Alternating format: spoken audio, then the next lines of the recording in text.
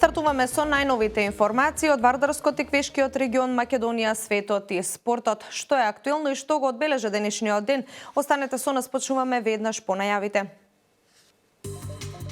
Помирување и арбитража се почесто се користат како мерки за мирно решавање на работни спорови по вонсудски пат. ВМРО ДПМНЕ вели проектите кои ги реализиравме изминатиот период се во насока на подобрување на животот на граѓаните.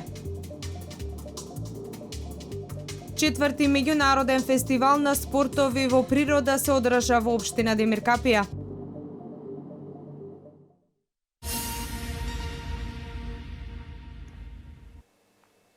Во завршна фаза е изградбата на патот од Скопје кон Сончев брег.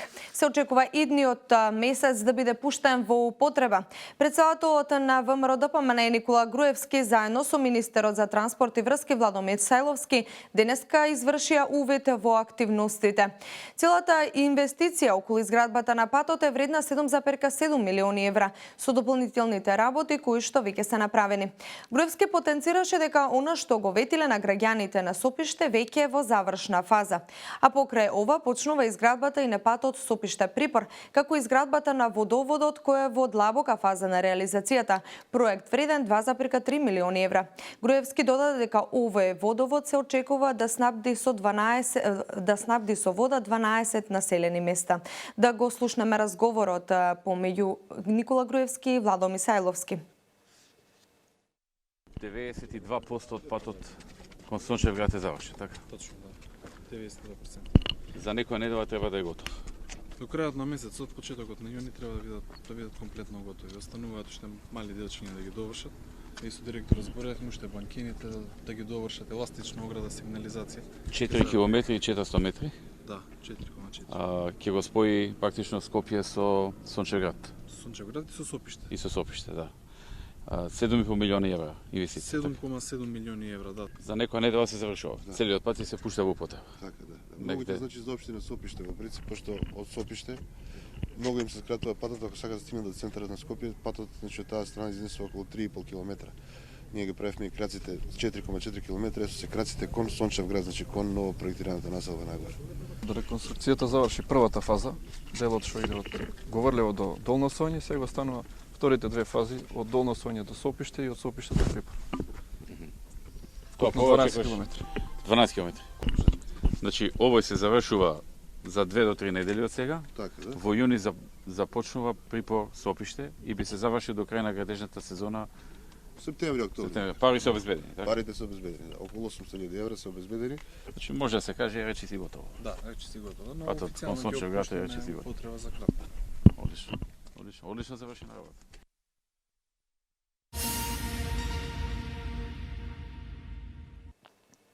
Во Република Македонија со закон е воспоставен ефикасен механизам за решавање на колективните и на одделните индивидуални работни спорови по вонсудски пат.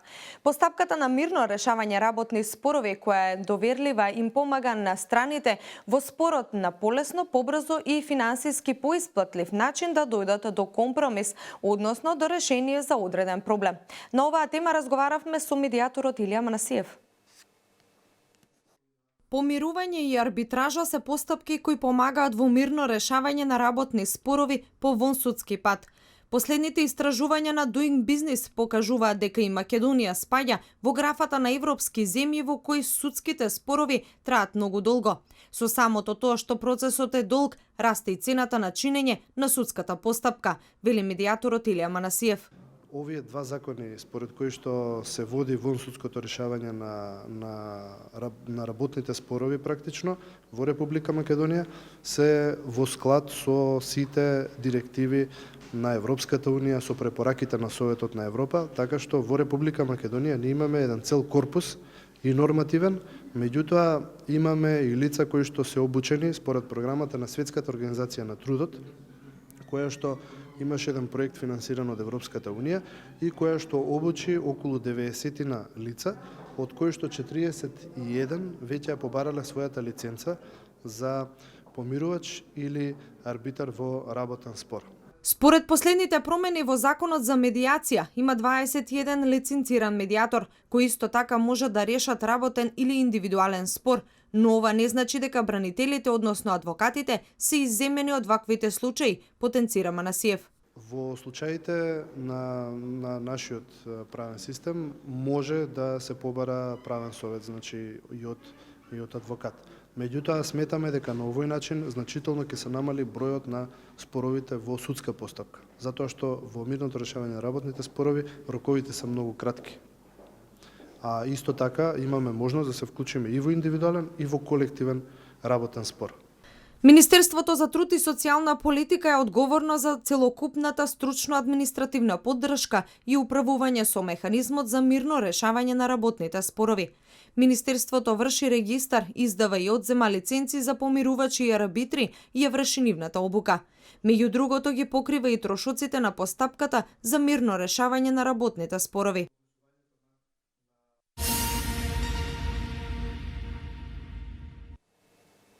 По 8 пат во Веле се одржа мотособирот во организација на мотоклубот Носачи на крстот. Паркинг просторот пред Мото од Македонија и оваа година беше местото каде на едно место ги собра љубителите на овој спорт. Манифестацијата, која од година во година станува се поуспешна, го привлекува вниманието со одлична организација и разновидни содржини кои ги нуди. Горди на своето постоење, Носачи на крстот активни и на полето на хуманоста, но и едукацијата. Годинава под мотото носи кацига биди безбеден. Музика, дружба, адреналин. Во ваква атмосфера заврши 8-миот мотособир во организација на мотоклубот Носачи на крстот Велес. Од година во година се побројни. Ова е манифестација која од градска дружба премина во меѓународна, вели претседателот на клубот Горан Јовик. Освен дружењето и добрата музика, секоја година акцент се става и на игрите кои ги организираат. Според Јовик, тоа е можност секој да покаже дека да се качиш и да возиш мотор не е нималку лесно, а при тоа да внимаваш и на својот и животот на другите. Тука е уствари и поентата нова, прав моторџија, кој знае да вози мотор. Треба да знае вешто да го вози моторот, споро да го вози моторот, без да го загрози прво својот живот, а потоа без да ја загрози и безбедноста на другите учесници во сообраќајот. Ова е еден начин да покажеме дека ние моторџиите знаеме да се дружиме, а дека при тоа водиме голема грижа за општеството околу нас и луѓето, потенцира Јовик. Како Носачи на крстот учествуваме на многу хуманитарни настани и организираме едукативни акции за безбедно возење моторцикл. Нашиот клуб покри организацијата на овој мотособир, учествуваме и организираме заедно со сообраќајната полиција безбедност на пат. Тука имаме неколку акции. Една од акциите е носење на опрема, носење на заштитна кацига. Нормално во тие денови активноста на клубот е поголема од вообичаено, тогаш и нашите членови од клубот имаат право да ги запираат моторџиите по улиците и да ги опоменуваат за правилно и безбедно возење, но и носење на опрема. Оваа година мотото под кое се обединуваат сите моторџии и бајкери е носи кацига биди безбеден. По дефилето низ градот моторциклистите и годинава го положија венецот од цвиќиња пред коњаникот во центарот на Велес. Забавата заврши со настапи на домашни бендови во Мотел Македонија, каде воедно беа доделени награди за најуспешните моторциклисти во вешто возење.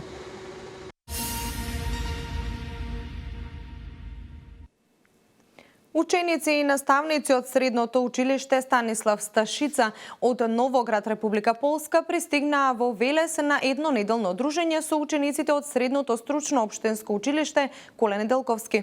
Целта, како што велат тие, е да се запознаат со нашиот образовен систем, но и со историјата и културата на градот.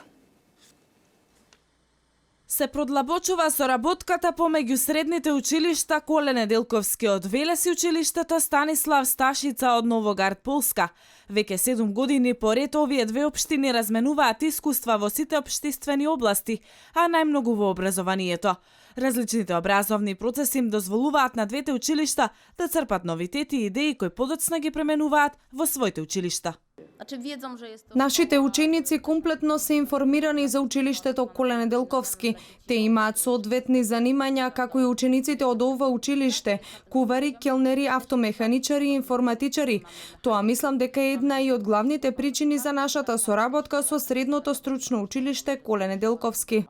Целта на овој проект е нашите гости од Полска најпрво да се запознаат со нашиот образовен систем, но и со сите знаменитости и историја како на Велес, така и на целата земја, потенцираше професорот Ѓоко Ѓоргиев. Најдобрите ученици од нашето училиште, кои ще се избрани легално на наставнички и на класни совети, исто така и од Полска најдобрите ученици доаѓаат тука, како еден вид награда, но и соработка на ниво на педагошка служба, психолошка служба, директори, кои што веќе премина и на повисоко ниво на град и на пошироко на регион, на Вардарскиот регион, со немниот регион Поморавски. Учениците во Велес ќе останат 6 дена, ќе се запознаат со историјата на градот, со традицијата и секако културните знаменитости кои впрочем ја отсликуваат историјата на овој народ. Истовремено група на ученици од средното стручно училиште Коле Неделковски се во посета на Станислав Сташица во Новоград.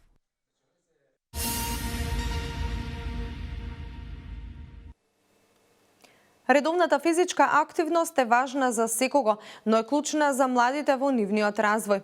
Физичка активност не значи само занимавање со спорт. Таа подразбира континуирана активност која може да трае и само половина час дневно, вели професор Славчо Давидков, професор по спорт и спортски активности. Ања Василева на оваа тема. Што поголема физичка активност препорачуваат лекарите и нутриционистите. Седечкиот начин на живот представува ризик фактор за многу хронични заболувања. Физичка активност не значи само занимавање со спорт. Таа подразбира континуирана активност која може да трае само половина час дневно. Редовната физичка активност е важна за секого, но е клучна за младите и децата во нивниот развој, истакна Славчо Давидков, професор по спорт и спортски активности. Добро е да се почне од најрана возраст. Нормално активностите треба да бидат прилагодени према нивната возраст, према нивната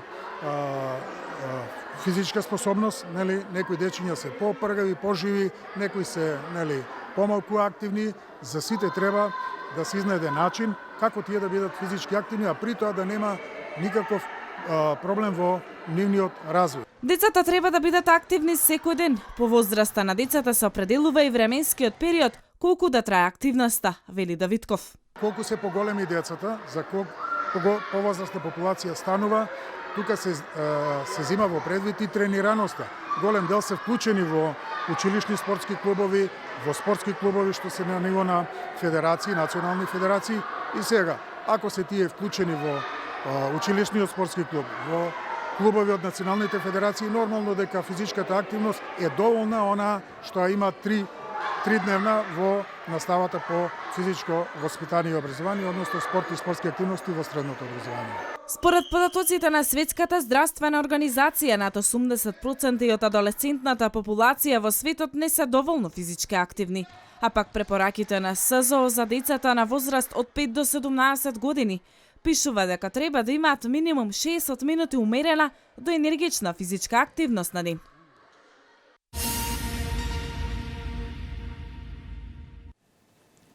Традиционално четврта година поред во втората половина на месец мај се одржува меѓународниот фестивал на спортови во природа во општина Демиркапија. Во текот на трите фестивалски денови од 19 до 21 мај се одржуваат традиционалните спортско-рекреативни активности, алпинизам, велосипедизам, планинарско пешачење и јога. А од оваа година фестивалската програма е збогатена и со нови активности. Мартина Митков беше на дел од настанот и ги има деталите. Спортскиот клуб Клисура со општина Демиркапија и фондацијата Ценет оваа година со поддршка од Националниот младински совет на Македонија ја промовира кампањата Мрдни со прст во склоп на меѓународниот фестивал на спортови во природа кој се одржува од 19 до 21 мај. Одржувањето на сите спортско-рекреативни и други активности во склоп на фестивалот се случуваа во прекрасната и раскошна природа на територијата на општина Демиркапија. Во овие 3 фестивалски денови се одржуваат традиционалните спортско-рекреативни активности, алпинизам, велосипедизам, планинарско пешачење и јога. Оваа година фестивалската програма беше збогатена со нови активности и тоа параглајдерство, кајакарство и интерактивни активности за најмладите. Традиционално по 4-ти пат, втора половина од месец мај, Демиркапија е домаќин на Интернационалниот аутдор фестивал. 3 дена, значи 3 дена забава за сите учесници, промоција на сите спортски активности во природа, од годинава збогатени активности, голем музички дел, многу посетители. Годинава околу 1350 пакети. Учесници плюс посетители, мислам дека на забавниот дел околу 2000 луѓе. За Демиркапија мислам дека супер, бум. Целта на настанот беше постигната, а тоа е преку рекреативното спортување во природа и дружење да се постигне зајакнување на вредностите помеѓу младите, толеранција, почит на различности, еколошка свест, здрав начин на живење, креативен активизам и така натаму. На настанот учествуваа спортски федерации и клубови на планинари, велосипедисти, алпинисти, кајакари, параглајдеристи, извидници, спелеолози и други почитувачи на природата. Сместени во камп зоната како и останатите сместувачки капацитети кои ги понуди општина Демиркапија, сите заедно имаа незаборавно дружење. За прв пат сме во Демиркапија на фестивалот. Организација топ, забава топ, се окей, се надевам дека се видиме наредната година. Здраво, јас сум Јордан Крстевски, член на алпинистички клуб Матка. Втора година поред доаѓаме на настанов, качуваме, се дружиме, супер забава, супер организација. Јас сум Снежана од Прскопски извиднички одред. Оваа година по втор пат дојдовме да посетиме Интернационалниот аутдор фестивал во Демиркапија. И секако повторно е се прекрасно. Вчера бевме на планинарска тура до водопадите, беше фантастично, децата се импресионирани. Денеска еве сме повторно на Карпа, пробуваат да се искачат. И ми иде супер, повеќе искуство има. Организаторите како и лани беа прекрасни, гостопримливи, нема што немаме тука. Значи тука у Демиркапија сме дојдени од петокот, сме околу 3 извиднички одреди, некои 60 на членови. Што знам, има многу добра забава, денеска сме на Карпите, јас сум воодушевен од оваа природа и сакам, иначе сум тука прв пат, сакам повеќе пати да дојдам и во наредната прилика би сакал да дојдам повторно. За време на фестивалот во склоп на кампањата Мрдни со прст се реализираше и еколошка акција и реновирање на летниковецот во кампот како позитивен пример на делување. За музичко-забавниот дел на фестивалот се погрижија музички бендови како и локални изведувачи. Исто така за сите спортски активности беа обезбедени тимови и медицински лица за прва помош.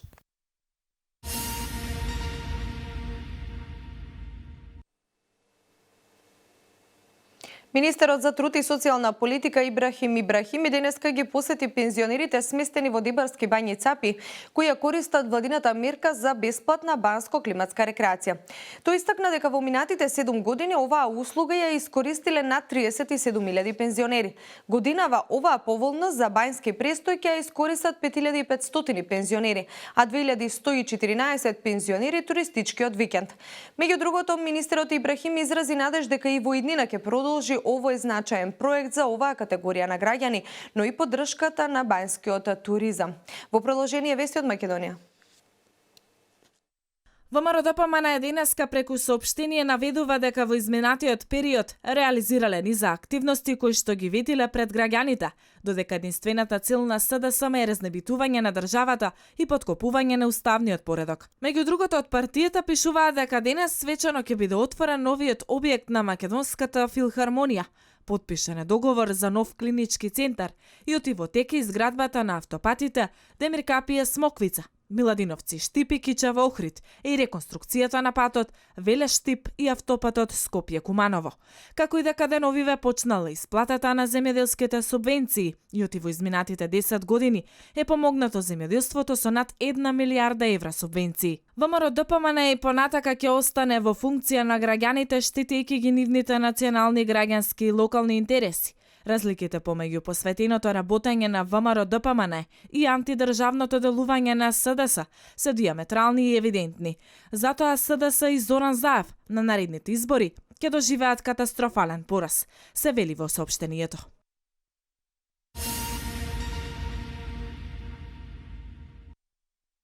Новиот објект на Македонската филхармонија со модерен изглед и архитектонски и акустични карактеристики според сите светски стандарди ќе биде отворен вечерва со ексклузивен концерт на филхармонијата, на кој како солист ќе настапи нашиот светски етаблиран пианист Симон Трпчевски. Македонската филхармонија, која е најстара институција од областа на музичко-сценската дејност во Република Македонија, новиот објект го добива по 73 години од постоењето. Новиот објект на Македонската филхармонија се протега на површина од 12.400 метри квадратни. Располага со две сали, голема сала со капацитет до 1000 места и мала повеќенаменска сала со капацитет од 310 места, од кои 168 се фиксни седишта, 110 се телескопски и 32 се мобилни седишта. Големата сала располага со несовремени сценско-технолошки системи, што објектот го позиционираат во врвот на објектите од овој тип.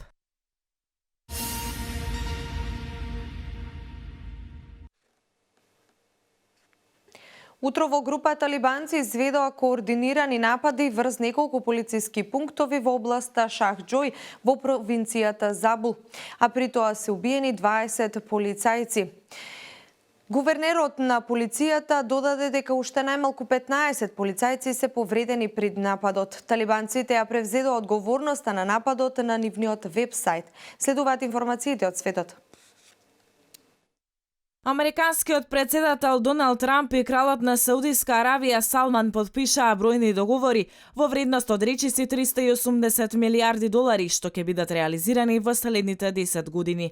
На првиот ден на посетата на Трамп, договорена е САД да и продадат на Саудиска Аравија оружје во вредност од околу 110 милиарди долари.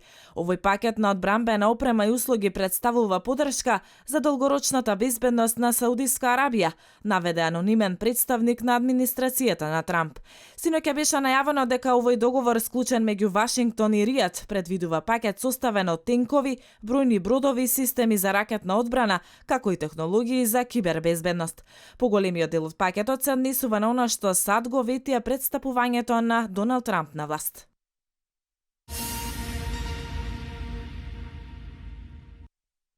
После вчерашниот земјотрес на Филипините од 6 степени според Рихтеровата скала, земјотрес со јачина од 5,7 степени според Рихтер, синоќа го погоди југозападниот дел на Мексико. Епицентарот на земјотресот е регистриран на 52 километри северозападно од Синталапе, соопшти Американскиот геолошки завод. Мексиканското министерство за внатрешни работи наведе дека нема податоци за повредени лица или материјални штети.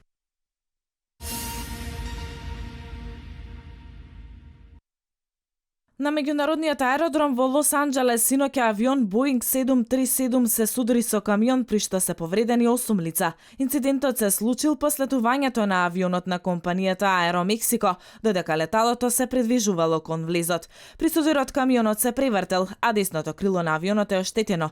Повредени се 2 жени и 6 мажи кои се наоѓале во камионот. Никој не е во животна опасност.